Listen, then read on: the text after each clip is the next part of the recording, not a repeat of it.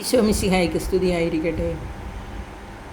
സ്നേഹമുള്ളവരെ, വിശുദ്ധമായ ഈ നോമ്പ് കാലത്ത് സങ്കീർത്തനങ്ങളിലൂടെ ദൈവത്തെ മഹത്വപ്പെടുത്തുവാനായി എന്നോടൊപ്പമായിരിക്കുന്ന നിങ്ങളെ ഏവരെയും ദൈവനാമത്തിൽ ഞാൻ സ്വാഗതം ചെയ്യുന്നു.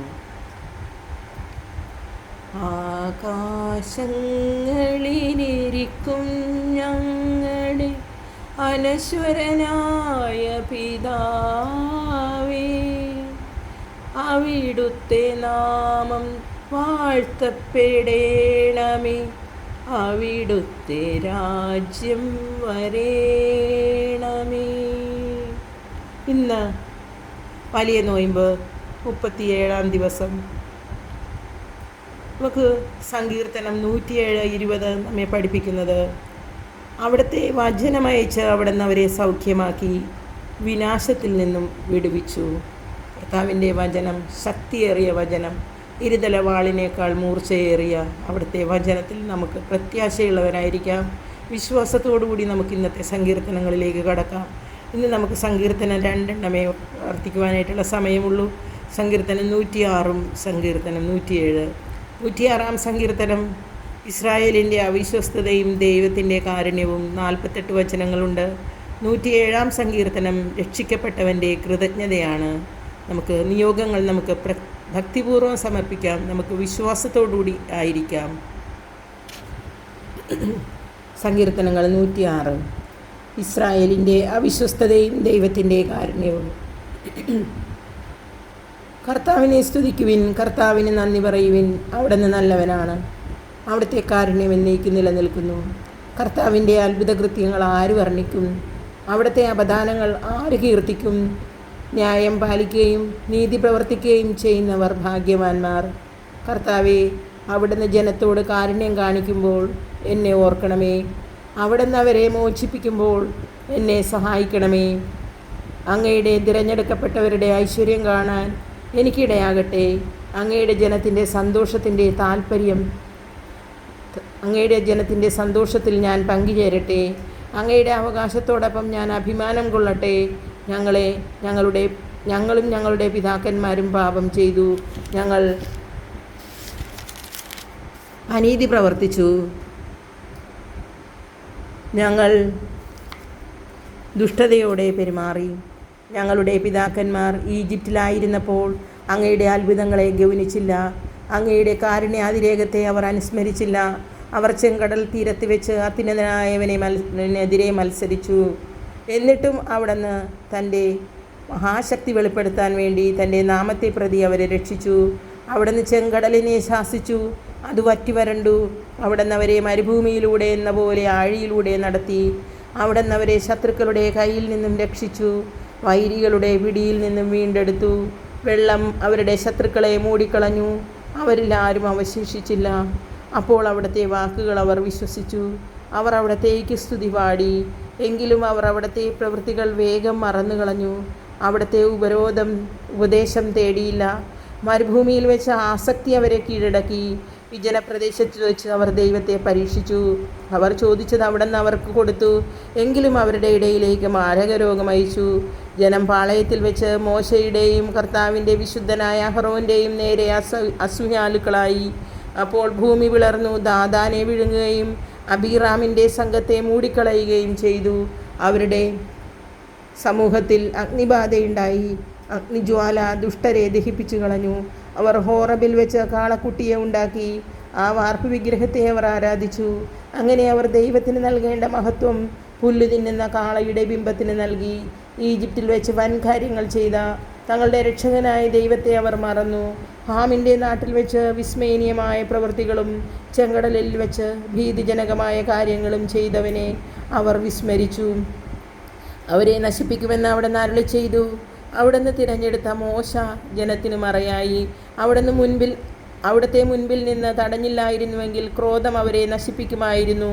അവർ മനോഹരമായ ദേശം നിരസിച്ചു, അവിടുത്തെ വാഗ്ദാനം വിശ്വസിച്ചില്ല. അവർ തങ്ങളുടെ കൂടാരങ്ങളിലിരുന്ന് പിറുപിറുത്തു, കർത്താവിൻ്റെ കൽപ്പന അനുസരിച്ചില്ല. മരുഭൂമിയിൽ അവരെ വീഴ്ത്തുമെന്നും അവരുടെ സന്തതികളെ ജനതകളുടെയും രാജ്യങ്ങളുടെയും ഇടയിൽ ചിതറിക്കുമെന്നും അവിടുന്ന് കരമുയർത്തി ശപഥം ചെയ്തു. അവർ പെയോറിലെ ബാലിൻ്റെ അനുയായികളായി നിർജീവദേവന്മാർക്ക് അർപ്പിച്ച ബലി വസ്തുക്കൾ അവർ ഭക്ഷിച്ചു. അവർ തങ്ങളുടെ പ്രവൃത്തികൾ കൊണ്ട് കർത്താവിൻ്റെ കോപം ജ്വലിപ്പിച്ചു. അവരുടെ ഇടയിൽ ഒരു മഹാമാരി പടർന്നു പിടിച്ചു. അപ്പോൾ ഫിനെഹാസ് ഇടപെട്ടു. അതോടെ മഹാമാരി നിലച്ചു. തന്മൂലം അവൻ തലമുറകളോളം നീതിമാനായി കരുതപ്പെട്ടു. മെരീബ ജലാശയത്തിനടുത്ത് വെച്ച് അവർ അവിടത്തെ പ്രകോപിപ്പിച്ചു. അവർ മൂലം മോശയ്ക്കും ദോഷമുണ്ടായി. അവർ അവന് മനോവേദനയുളവാക്കി. അവൻ വിവേകരഹിതമായി സംസാരിച്ചു. കർത്താവ് കൽപ്പിച്ചതുപോലെ അവർ ജനതകളെ നശിപ്പിച്ചില്ല. അവർ അവരോട് ഇടകലർന്നി അവരുടെ ആചാരങ്ങൾ ശീലിച്ചു. അവരുടെ വിഗ്രഹങ്ങളെ അവർ സേവിച്ചു. അതവർക്ക് കെണിയായിത്തീർന്നു. അവർ തങ്ങളുടെ പുത്രീപുത്രന്മാരെ പിശാചുക്കൾക്ക് ബലിയർപ്പിച്ചു. അവർ നിഷ്കളങ്ക രക്തം ചൊരിഞ്ഞു. കാനാനിലെ വിഗ്രഹങ്ങൾക്ക് അവർ ബലിയർപ്പിച്ച തങ്ങളുടെ പുത്രീപുത്രന്മാരുടെ രക്തം തന്നെ. അങ്ങനെ നാട് രക്തം കൊണ്ട് മലിനമായി. അവർ തങ്ങളുടെ പ്രവൃത്തികൾ കൊണ്ട് അശുദ്ധരായിത്തീർന്നു. ഈ പ്രവൃത്തികൾ വഴി അവർ ദൈവത്തോട് അവിശ്വസ്തത കാണിച്ചു. കർത്താവിൻ്റെ കോപം തൻ്റെ ജനത്തിനെതിരെ ജ്വലിച്ചു. അവിടുന്ന് തൻ്റെ അവകാശത്തെ വെറുത്തു. അവിടുന്ന് അവരെ ജനതകളുടെ കയ്യിൽ ഏൽപ്പിച്ചു കൊടുത്തു. അവരുടെ വൈരികൾ അവരെ ഭരിച്ചു. അവരുടെ ശത്രുക്കൾ അവരെ ഞെരുക്കി. അവർ അവരുടെ അധികാരത്തിന് കീഴമർന്നു. പല പ്രാവശ്യം അവിടുന്ന് അവരെ മോചിപ്പിച്ചു. എങ്കിലും അവർ മനഃപൂർവ്വം അവിടുത്തെ ധിക്കരിച്ചു. തങ്ങളുടെ അകൃത്യം മൂലം അവർ അധപ്പതിച്ചു. എന്നിട്ടും അവരുടെ നിലവിളി കേട്ട് അവിടുന്ന് അവരുടെ കഷ്ടത പരിഗണിച്ചു. അവിടുന്ന് അവർക്ക് വേണ്ടി തൻ്റെ ഉടമ്പടി ഓർമ്മിച്ചു. തൻ്റെ കാരുണ്യാതിരേകം മൂലം അവിടുത്തെ മനസ്സലിഞ്ഞു. അവരെ തടവുകാരാക്കിയവർക്ക് അവരോട് സഹതാപം തോന്നാൻ അവിടുന്ന് ഇടയാക്കി. ഞങ്ങളുടെ ദൈവമായ കർത്താവേ, ഞങ്ങളെ രക്ഷിക്കണമേ. ജനതകളുടെ ഇടയിൽ നിന്ന് ഞങ്ങളെ ഒരുമിച്ച് കൂട്ടണമേ. അവിടുത്തെ പരിശുദ്ധ നാമത്തിന് കൃതജ്ഞത അർപ്പിക്കാനും അവിടുത്തെ സ്തുതിക്കുന്നതിൽ അഭിമാനം കൊള്ളാനും ഞങ്ങൾക്കിടവരട്ടെ. ഇസ്രായേലിൻ്റെ ദൈവമായ കർത്താവ് എന്നേക്കും വാഴ്ത്തപ്പെട്ടവനാകട്ടെ. ജനം മുഴുവൻ ആമേൻ എന്ന് പറയട്ടെ. കർത്താവിനെ സ്തുതിക്കുവിൻ. സങ്കീർത്തനം 107. രക്ഷിക്കപ്പെട്ടവൻ്റെ കൃതജ്ഞത. കർത്താവിന് നന്ദി പറയുവിൻ. അവിടുന്ന് നല്ലവനാണ്. അവിടുത്തെ കാരുണ്യം എന്നേക്കും നിലനിൽക്കുന്നു. കർത്താവിനാൽ രക്ഷിക്കപ്പെട്ടവർ ഇങ്ങനെ പറയട്ടെ. കഷ്ടതയിൽ നിന്ന് അവിടുന്ന് അവരെ രക്ഷിച്ചു. ദേശങ്ങളിൽ നിന്നും കിഴക്ക് നിന്നും പടിഞ്ഞാറ് നിന്നും വടക്ക് നിന്നും തെക്ക് നിന്നും അവിടുന്ന് അവരെ ഒന്നിച്ചുകൂട്ടി. വാസയോഗ്യമായ നഗരത്തിലേക്ക് വഴി കണ്ടെത്താതെ ചിലർ മരുഭൂമിയിൽ അലഞ്ഞു നടന്നു. വിശന്നും ദാഹിച്ചും അവർ വലഞ്ഞു. അപ്പോൾ തങ്ങളുടെ കഷ്ടതയിൽ അവർ കർത്താവിനെ വിളിച്ചപേക്ഷിച്ചു. അവരുടെ കഷ്ടതയിൽ നിന്ന് അവിടുന്ന് അവരെ രക്ഷിച്ചു. വാസയോഗ്യമായ നഗരത്തിൽ എത്തുമോളം അവരെ അവിടുന്ന് നേർവഴിക്ക് നയിച്ചു. അവർ കർത്താവിന് അവിടുത്തെ കാരുണ്യത്തെ പ്രതിയും മനുഷ്യമക്കൾക്കായി അവിടുന്ന് ചെയ്ത അത്ഭുതങ്ങളെ പ്രതിയും നന്ദി പറയട്ടെ. എന്തെന്നാൽ അവിടുന്ന് ദാഹാർത്തന് തൃപ്തി വരുത്തുകയും വിശപ്പുള്ളവന് വിശിഷ്ട വിഭവങ്ങൾ കൊണ്ട് സംതൃപ്തി ഉളവാക്കുകയും ചെയ്യുന്നു. പീഡിതരും ബന്ധിതരുമായി ചിലർ അന്ധകാരത്തിലും മരണത്തിൻ്റെ നിഴലിലും ഇരുന്നു. എന്തെന്നാൽ അവർ ദൈവത്തിൻ്റെ വാക്കുകൾ ധിക്കരിച്ചു. അത്യുന്നതൻ്റെ ഉപദേശം നിരസിച്ചു. അടിമവേല കൊണ്ട് അവരുടെ മനമിടിഞ്ഞു. അവർ വീണു. സഹായിക്കാൻ ആരുമുണ്ടായില്ല. അപ്പോൾ തങ്ങളുടെ കഷ്ടതയിൽ അവർ കർത്താവിനോട് നിലവിളിച്ചപേക്ഷിച്ചു. അവിടുന്ന് അവരെ ഞെരുക്കങ്ങളിൽ നിന്നും രക്ഷിച്ചു. അന്ധകാരത്തിൽ നിന്നും മരണത്തിൻ്റെ നിഴലിൽ നിന്നും അവിടുന്ന് അവരെ പുറത്തു കൊണ്ടുവന്നു. അവരുടെ ബന്ധനങ്ങൾ പൊട്ടിച്ചെറിഞ്ഞു. അവർ കർത്താവിന് അവിടുത്തെ കാരുണ്യത്തെ പ്രതിയും മനുഷ്യമക്കൾക്കായി അവിടുന്ന് ചെയ്ത അത്ഭുതങ്ങളെ പ്രതിയും നന്ദി പറയട്ടെ. എന്തെന്നാൽ അവിടുന്ന് പിച്ചള വാതിലുകൾ തകർക്കുന്നു. ഇരുമ്പോടാമ്പലുകളെ ഒടിക്കുന്നു. പാപകരമായ മാർഗങ്ങൾ പിന്തുടർന്ന് ചിലർ രോഗികളായിത്തീർന്നു. തങ്ങളുടെ അകൃത്യങ്ങളാൽ അവർ ദുരിതത്തിലായി. അവർ എല്ലാ ഭക്ഷണത്തെയും വെറുത്തു. അവർ കവാടങ്ങളെ സമീപിച്ചു. അപ്പോൾ തങ്ങളുടെ കഷ്ടതയിൽ അവർ കർത്താവിനെ വിളിച്ചപേക്ഷിച്ചു. കർത്താവിനോട് നിലവിളിച്ചപേക്ഷിച്ചു. അവിടുന്ന് അവരെ ഞെരുക്കങ്ങളിൽ നിന്നും രക്ഷിച്ചു. അവിടുന്ന് തൻ്റെ വചനം അയച്ച് അവരെ സൗഖ്യമാക്കി വിനാശത്തിൽ നിന്നും വിടുവിച്ചു. അവർ കർത്താവിനെ അവിടുത്തെ കാരുണ്യത്തെ പ്രതിയും മനുഷ്യമക്കൾക്കായി അവിടുന്ന് ചെയ്ത അത്ഭുതങ്ങളെ പ്രതിയും നന്ദി പറയട്ടെ. അവർ കൃതജ്ഞതാ ബലിയർപ്പിക്കട്ടെ. ആനന്ദഗീതം ആലപിച്ച് അവിടുത്തെ പ്രവൃത്തികളെ പ്രകീർത്തിക്കട്ടെ. ചിലർ സമുദ്ര വ്യാപാരം ചെയ്യാൻ കപ്പലുകളിൽ പുറപ്പെട്ടു. അവർ കർത്താവിൻ്റെ പ്രവൃത്തികൾ ആഴിയിൽ അവിടുന്ന് പ്രവർത്തിച്ച അത്ഭുതങ്ങൾ കണ്ടു. അവിടുന്ന് കൽപ്പിച്ചപ്പോൾ കൊടുങ്കാറ്റ് വീശി സമുദ്രത്തിൽ തിരമാലകൾ ഉയർന്നു. അവ ആകാശത്തോളം ഉയർന്നു വീണ്ടും ആഴങ്ങളിലേക്ക് താണു. ഈ അപകടത്തിൽ അവരുടെ ധൈര്യം ചോർന്നുപോയി.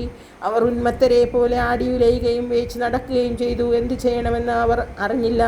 അപ്പോൾ തങ്ങളുടെ കഷ്ടതയിൽ അവർ കർത്താവിനോട് നിലവിളിച്ചപേക്ഷിച്ചു. അവിടുന്ന് അവരെ ഞെരുക്കങ്ങളിൽ നിന്നും വിടുവിച്ചു.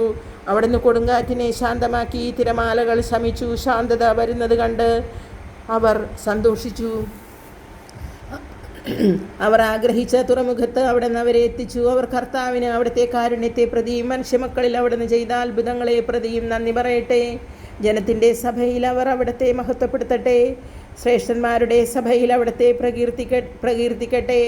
അവിടുന്ന് നദികളെ മരുഭൂമിയായും നീരുറവകളെ വരണ്ട നിലമായും മാറ്റുന്നു. അവിടുന്ന് ഫലപുഷ്ടിയാർന്ന ഭൂമിയെ ഓരു നിലമാക്കുന്നു. ഇതെല്ലാം ദേശവാസികളുടെ ദുഷ്ടത നിമിത്തമാണ്. അവിടുന്ന് മരുഭൂമിയെ തടാകങ്ങളായും വരണ്ട ഭൂമിയെ നീരുറവകളായും മാറ്റുന്നു. അവിടുന്ന് വിശക്കുന്നവരെ അവിടെ പാർപ്പിക്കുന്നു. അവിടെ താമസിക്കാൻ അവർ ഒരു നഗരം സ്ഥാപിക്കുന്നു. അവർ വയലുകളിൽ വിതയ്ക്കുകയും മുന്തിരിത്തോട്ടങ്ങൾ വച്ച് പിടിപ്പിക്കുകയും സമൃദ്ധമായി വിളവ് നേടുകയും ചെയ്യുന്നു. അവിടുത്തെ അനുഗ്രഹം കൊണ്ട് അവരുടെ എണ്ണം പെരുകി. അവരുടെ കന്നുകാലികൾ കുറഞ്ഞു പോകാൻ അവിടുന്ന് സമ്മതിച്ചില്ല. പീഡനവും കഷ്ടതകളും സങ്കടവും കൊണ്ട് എണ്ണം കുറഞ്ഞ അവർ ദുർബലരായി. അപ്പോൾ അവിടുന്ന് പ്രഭുക്കന്മാരെ നിന്നാപാത്രങ്ങളാക്കുകയും വഴിയില്ലാത്ത ശൂന്യപ്രദേശങ്ങളിലൂടെ അവർക്ക് ഇടവരുത്തുകയും ചെയ്തു. എന്നാൽ പാവപ്പെട്ടവരെ അവിടുന്ന് പീഡനത്തിൽ നിന്നും കരകയറ്റി. ആട്ടിൻ പറ്റത്തെ എന്ന പോലെ അവരുടെ കുടുംബങ്ങളെ മോചിപ്പിച്ചു വർദ്ധിപ്പിച്ചു. പരമാർത്ഥ ഹൃദയർ ഇത് കണ്ട് സന്തോഷിക്കുന്നു. ദുഷ്ടർ മൗനം പാലിക്കുകയും ചെയ്യുന്നു. വിവേകമുള്ളവർ ഇത് ശ്രദ്ധിച്ച് ഗ്രഹിക്കട്ടെ. മനുഷ്യർ കർത്താവിൻ്റെ കാരുണ്യത്തെപ്പറ്റി ചിന്തിക്കട്ടെ. കർത്താവിൻ്റെ വചനം. ദൈവത്തിന് നന്ദി. സ്നേഹമുള്ളവരെ, ഇന്നത്തെ വചനഭാഗം 2 അധ്യായമേ നമുക്ക് വായിക്കുവാൻ സാധിച്ചുള്ളൂ. പക്ഷേ എങ്കിലും അല്പം ദീർഘിച്ചു പോയി. നിങ്ങളെന്നോട് സഹകരിക്കുമല്ലോ. നമുക്ക് ഈ നോയമ്പ് കാലത്ത് സങ്കീർത്തനങ്ങൾ മുഴുവൻ വായിച്ച് പ്രാർത്ഥിച്ച് തീർക്കണമെന്നാണ് ആഗ്രഹം. അതിന് കർത്താവ് ഇടവരുത്തട്ടെ. എന്നോടൊപ്പമായിരുന്നു നിങ്ങളെ എല്ലാവരെയും ദൈവം സമൃദ്ധമായി അനുഗ്രഹിക്കട്ടെ. നിങ്ങൾ ഈ വീഡിയോ മറ്റുള്ളവരിലേക്ക് കൂടി ഷെയർ ചെയ്യുക. അപ്പോൾ കൂടുതൽ പേർ പ്രാർത്ഥനയിലായിരിക്കുവാനും ഈ വിശുദ്ധ നോയമ്പ് കാലത്ത് കൂടുതൽ പേരെ പ്രാർത്ഥനയിൽ അവരുടെ നിയോഗങ്ങളെ കൂടി നമുക്ക് സമർപ്പിച്ച് പ്രാർത്ഥിക്കാം. ദൈവം അനുഗ്രഹിക്കട്ടെ. ആമേൻ.